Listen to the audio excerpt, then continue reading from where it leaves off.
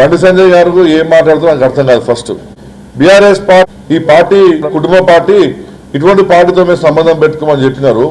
బండి సంజయ్ గారు మీ మాటలు మాట్లాడేటప్పుడు మీకు సోయుని మాట్లాడుతున్నారని అడుగుతున్నాడు.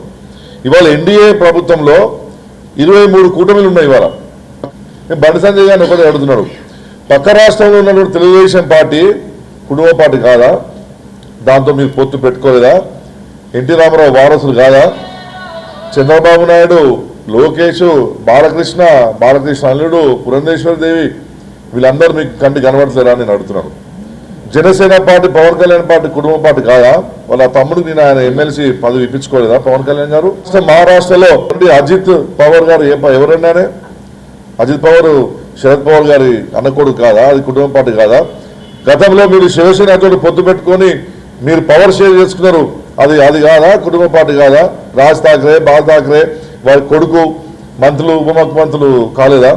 మరి మీకేం సోయుని మాట్లాడుతున్నా, సోయి లేకుండా మాట్లాడుతున్నాం. నేషనల్ కాన్ఫరెన్స్ పార్టీతో పొత్తు పెట్టుకున్నారు జమ్మూ కాశ్మీర్లో.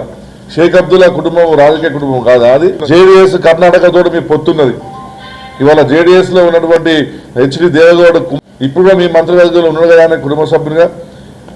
అదేవిధంగా పిఎంకి తమిళనాడులో పిఎంకి పార్టీ కాదా? రామదాస్ ఎవరు వాళ్ళ కుటుంబ సభ్యులు ఇప్పుడు పార్టీని పాలిస్తలేదా?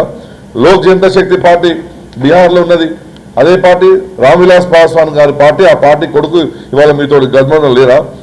అదే జ్యోతిరావు సింధియా ఏ పార్టీ అండి? ఏ నాయకుడు? వాళ్ళ తాత ముత్తాతల నుంచి వాళ్ళ రాజకీయ కుటుంబం నుంచి వస్తలేరా? వారు మీ పార్టీలో పెట్టుకోలేదా? అంటే మీకు ఇన్ని రాజకీయ పార్టీలు కుటుంబ పార్టీతో మీరు పొత్తు పెట్టుకొని ఇవాళ ఏదో మా కేసీఆర్ గారి పార్టీ పట్టుకొని మీరు కుటుంబ పార్టీ అంటారేంది?